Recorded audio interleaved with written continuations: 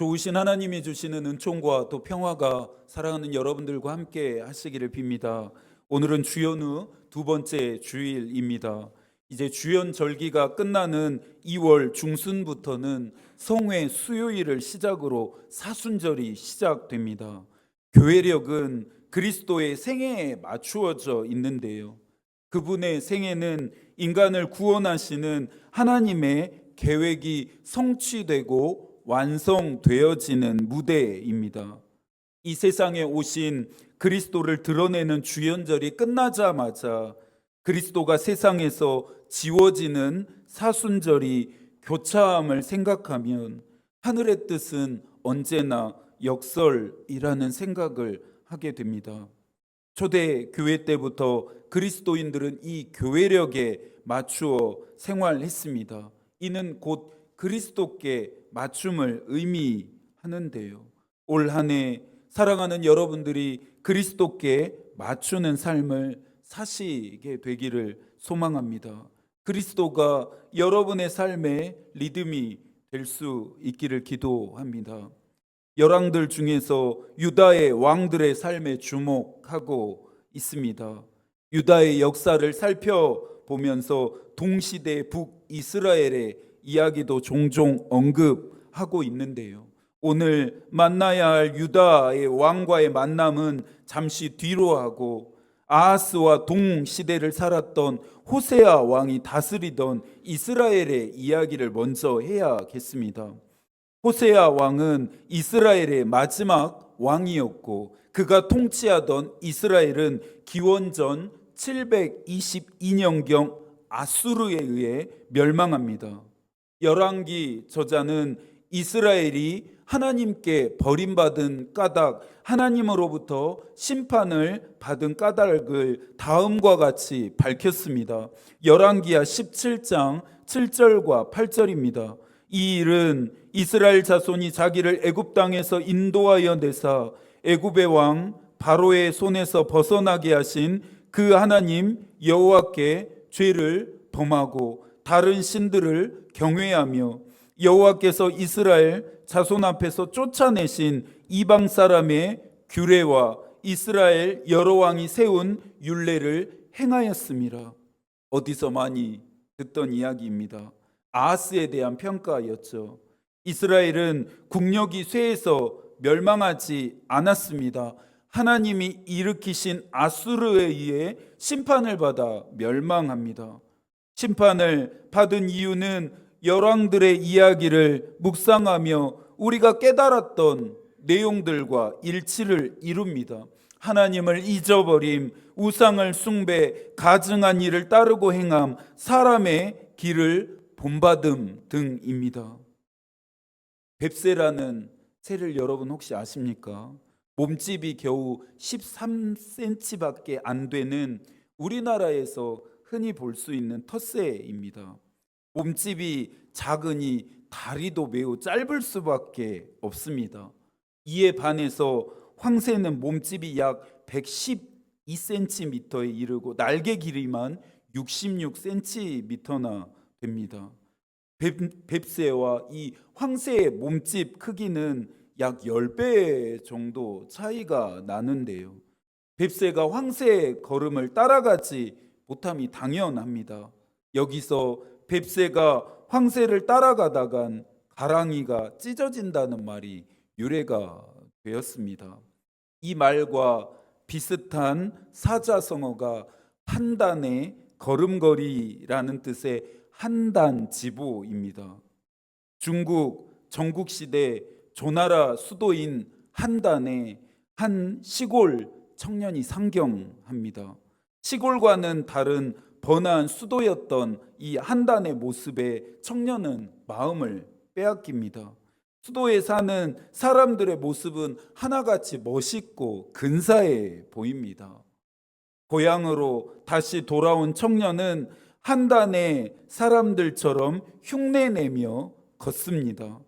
자신의 눈에 비친 멋있고 근사한 한단의 사람들처럼 자신도 그렇게 멋있어 보일 거라 생각했습니다. 하지만 근사하기는커녕 한단 사람을 흉내내는 이 청년의 모습은 우스꽝스럽고 모자라 보였습니다. 돌아오는 것은 비웃음과 조롱뿐이었습니다. 삶을 성찰하게 하는 이야기입니다. 현재의 삶을 인정하고 분수에 맞게 살라 도전하는 이야기입니다. 그리스도인이 인정해야 할 삶, 또 맞추어야 할 분수는 무엇일까 질문하게 됩니다. 한단 사람을 흉내내는 청년의 모습에서 세상 사람들처럼 되고 싶은, 세상 사람들처럼 되려는 나의 모습을 보게 됩니다. 이런 내 모습을, 우리의 모습을 세상 사람들은 어떻게 바라볼지 여러분 생각해 보셨습니까? 예수께서는 나를 통해 세상이 당신을 보게 된다 말씀하셨습니다. 세상 사람들처럼 살기 위해, 세상 사람들처럼 되기 위해 안간힘을 쓰고 아등바등하는 내 모습을 통해 예수 그리스도는 증거되지 않습니다. 증거될 수 없습니다. 오히려 예수를 믿는 너도 똑같구나, 예수를 믿는 너도 어쩔 수 없구나라는 비웃음과 조롱을 살 뿐입니다. 이스라엘이 하나님으로부터 버림받았던 까닭은 하나님의 백성됨을 인정하지 않고 하나님의 말씀에 맞춘 삶을 살지 않아서입니다. 17장 22절입니다. 이스라엘 자손이 여로보암이 행한 모든 죄를 따라 행하여 거기서 떠나지 아니함으로. 여로보암이 행한 모든 죄를 따라 행하고 거기서 떠나지 않은 이스라엘을 하나님은 떠나시겠다 결심하셨고, 그런 이스라엘에 대해 하나님은 노하시고 버리시기를 작정하십니다. 사랑하는 여러분, 하나님의 백성답게 사십시오. 하나님의 백성된 삶은 뭔가 달라야 하지 않을까요? 세상 사람들을 흉내 낼 것이 아니라 오히려 세상 사람들이 본받고 따르고 싶은 삶을 하십시오. 최근 영포티라는 말이 무섭게 소비되고 있습니다. 사실 이 말은 젊음을 유지하며 자기 관리와 소비에 적극적인 40대를 지칭하는 마케팅 업계에서 시작된 개념입니다. 최근에 와서는 중년들에 대한 경계심, 시기심, 박탈감을 느낀 청년들에게 영포티라고 하는 이 말은 조롱과 혐오와 풍자를 뜻하는 개념으로 변하고 있습니다. 한 문화평론가는 영포티 조롱 이면에는 어른다운 어른이 없는 사회가 있다 말했습니다. 청년들에게 저렇게 살아도 괜찮다라는 확신을 줄 수 있는 어른, 불완전하지만 책임을 지고 자신보다 뒤 따라오는 세대를 지켜주는 어른이 필요하다는 것입니다. 그리스도인은 세상 사람들에게 저렇게 살아도 괜찮다라는 희망을 줄 수 있어야 합니다. 세상을 따라감이 아니라 세상이 따라가고 싶은 사람이 되는 것입니다. 이것이 정말로 멋있고 근사한 삶이라 할 수 있습니다. 오늘 만나볼 유다의 13번째 왕인 히스기야가 우리를 너무 많이 기다리고 있을 텐데요. 어서 빨리 만나봐야겠습니다. 열왕기하 18장 1절의 말씀도 한 번 더 함께 읽겠습니다. 이스라엘의 왕 엘라의 아들 호세아 제3년에 유다의 왕 아하스의 아들 히스기야가 왕이 되니 아하스를 대신해서 그의 아들 히스기야가 왕이 되는데요. 히스기야에 대한 평가부터 먼저 살펴봐야겠습니다. 3절과 4절도 함께 읽습니다. 히스기야가 그의 조상 다윗의 모든 행위와 같이 여호와께서 보시기에 정직하게 행하여 그가 여러 산당들을 제거하며 주상을 깨뜨리며 아세라 목상을 찍으며 모세가 만들었던 놋뱀을 이스라엘 자손이 이때까지 향하여 분향함으로 그것을 부수고 느수단이라 일컬었더라. 여호와 보시기에 정직하게 행하여. 드디어 이제서야 우리가 그토록 만나고 싶었던 왕이 등장합니다. 이 한 구절만으로도 히스기야가 어떤 왕이었는지를 충분히 짐작하고도 남습니다. 히스기야는 하나님을 경외하고 의지한 왕이었습니다. 그가 행한 업적을 나타내는 동사들에서 짜릿한 전율도 느낍니다. 산당들을 제거하며 주상을 깨뜨리며 아세라 목상을 찍으며 놋뱀을 부수고 진작에 진즉에 제거되고 깨뜨리며 찍어 버리고 부수어야 할 것들이었습니다. 아니 아예 유다의 발조차 못 붙이게 해야 했습니다.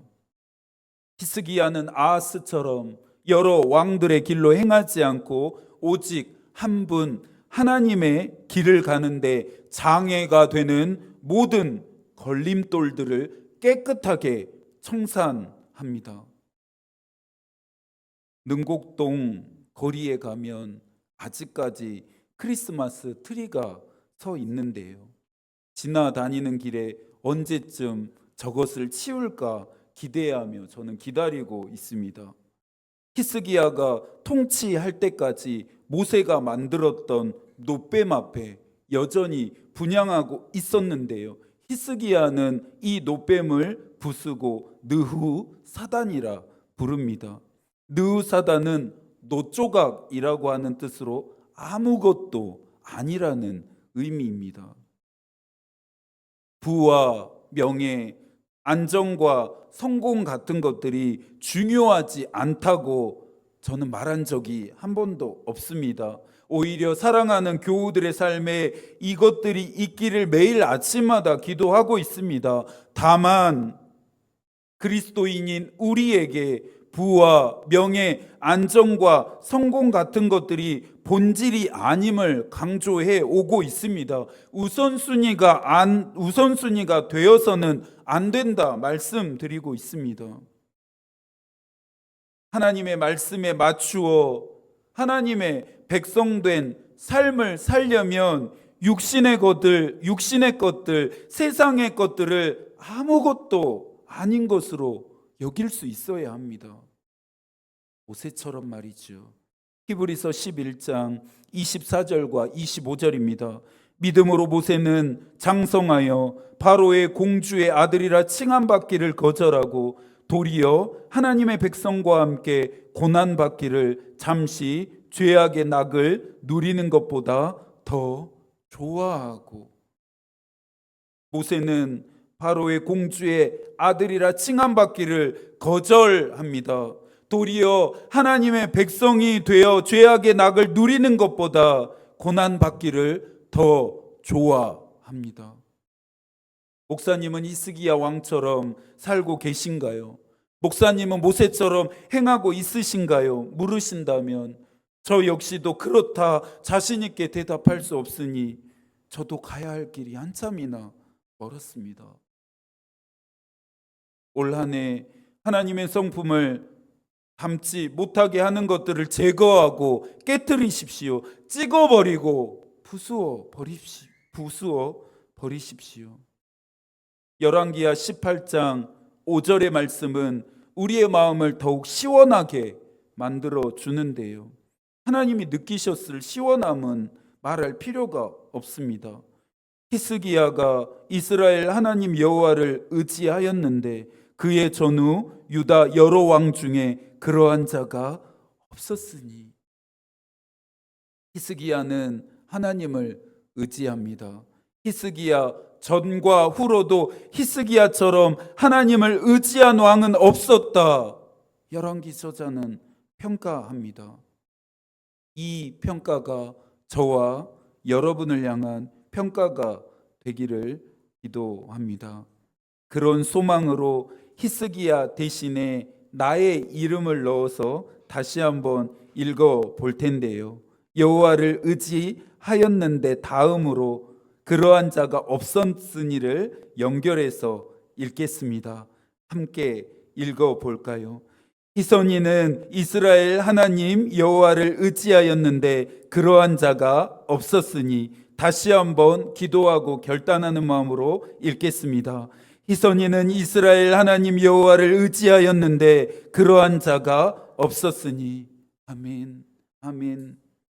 히스기야는 하나님께 붙어 있었습니다. 언제나 어디서나 하나님을 떠나지 않았고 하나님의 명령을 지켰고 행했습니다. 하나님 보시기에 히스기야가 예쁘지 않았을까요?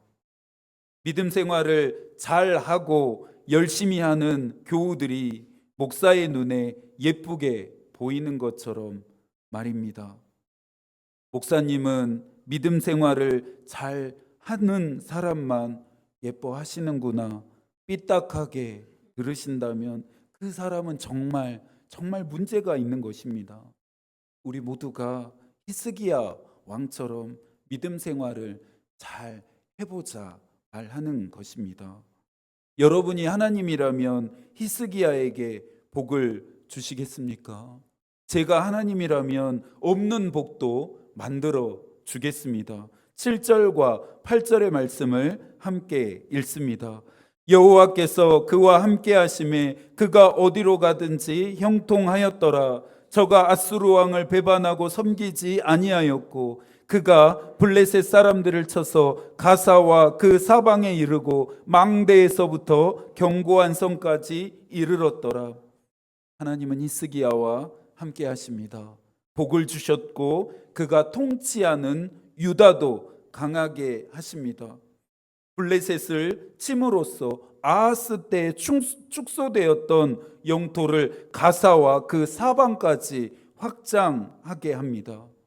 다시 한번 유다의 흥망성쇠가 왕의 지도력, 군사력과 경제력에 있지 않음을 확인하게 됩니다. 사랑하는 여러분, 어디로 가든지 형통하려면 히스기야처럼 하나님께만 붙어 있고 그분을 떠나지 않아야 합니다. 하나님의 말씀대로 사셔야 합니다. 이것 말고 하나님이 우리에게 원하는 것은 없습니다. 여호수아에게 하셨던 말씀도 떠올립니다.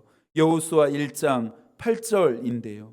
이 율법책을 너의 입에서 떠나지 말게 하며 주야로 그것을 묵상하여 그 안에 기록된 대로 다 지켜 행하라. 그리하면 너의 길이 평탄하게 될 것이며 내가 형통하리라. 하나님을 떠나지 않고 의지했던 히스기야의 삶 속으로 한 걸음 더 들어가 봐야겠습니다. 역대하 29장 3절과 4절인데요. 이번에는 새 번역으로 읽어드리겠습니다. 그는 왕이 되던 그 첫째 달에 닫혔던 주님의 성전의 문들을 다시 열고 수리하였다. 그는 또 제사장들과 레위 사람들을 성전 동쪽 뜰에 모으고, 이전의 왕들이 왕이 된 후에 먼저 한 일들은 하나같이 똑같이 죄를 짓고 악을 행하는 것이었습니다. 그런데 히스기야는 달랐습니다. 가장 먼저 성전을 수리했고 제사장과 레위인들을 동쪽 광장에 소집합니다.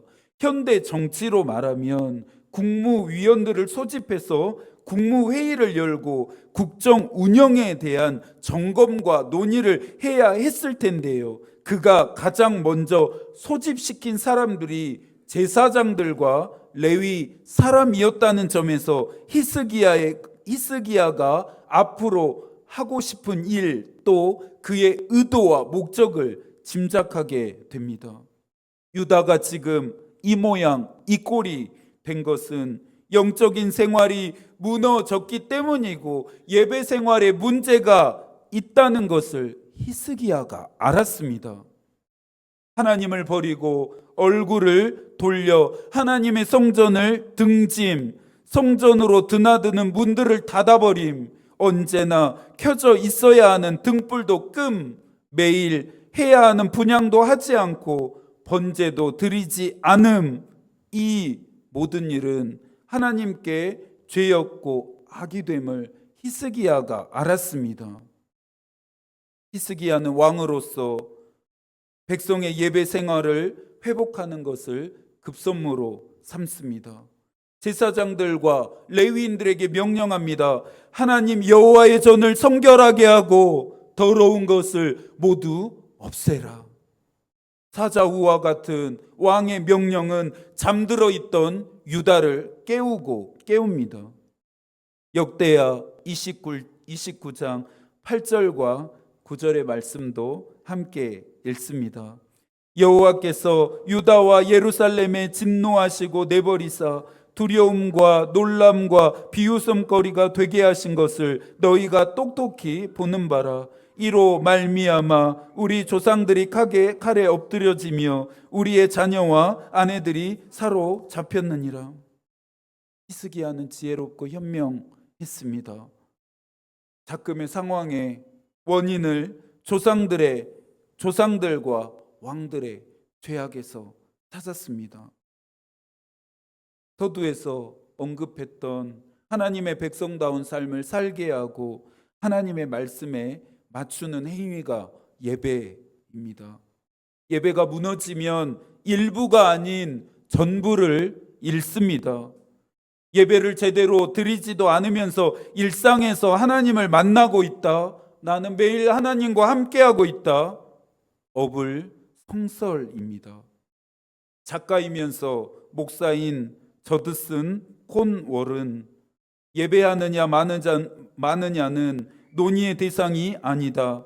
하나님이 창조하신 모든 피조물은 근본적으로 예배하기 때문이다. 우리가 누구를 예배할 것이냐, 그것이 항상 문제이다라고 말합니다. 세상과 마귀의 유혹과 미혹에 휩쓸리지 않으려면, 하나님 앞에 죄이고 악이 되는 일이 끊어지게 하려면 하나님을 예배하십시오. 겨우 근근히 억지로 드릴 수 있을 때의 마음으로는 예배하지 마십시오. 그런 마음 가지고 하나님 앞에 나오지 마시라는 말입니다. 온 마음과 정성을 다해서 열심과 사모함으로 예배하실 수 있기를 바랍니다. 말씀을 준비하면서 역대하 29장 10절의 말씀이 큰 울림이 되었습니다. 이제 이스라엘 하나님 여호와와 더불어 언약을 세워 그 맹렬한 노를 우리에게서 떠나게 할 마음이 내게 있노니, 히스기야는 두려움, 놀람, 비웃음, 심판이 유다에게서 떠나게 할 마음을 먹고 유다를 바꿀 결심을 합니다. 여러분, 하나님을 예배할 마음을 먹고 계십니까? 하나님을 예배하지 못하게 하는 모든 문제와 어려움에서 떠날 결심을 하고 계십니까? 제사장들, 레위인들, 백성들에게만 요구한 것이 아니라 가장 먼저 유다의 왕 히스기야가 하나님께 돌아가겠다 선언합니다. 저와 여러분의 선언이어야 합니다. 히스기야가 오늘 먹고 있는 이 마음과 하고 있는 결심이 오늘 저와 여러분의 마음과 결심이어야 합니다. 하나님이 바라셨던 진정한 왕의 품격을 히스기야가 보입니다. 하나님은 히스기야를 통해 오늘 우리에게 말씀하십니다. 여러분, 어찌 하시겠습니까? 하나님께 돌아갈 마음이 있으십니까? 하나님께 나아가는데 방해가 되는 모든 걸림돌들을 제거해야겠다는 결심도 하셨습니까? 이제는 게으르지 말라. 이제는 게으르지 말라. 히스기야의 말이 우리의 가슴을 때리고 또 때립니다. 바울도 고린도전서 15장 58절에서 말합니다.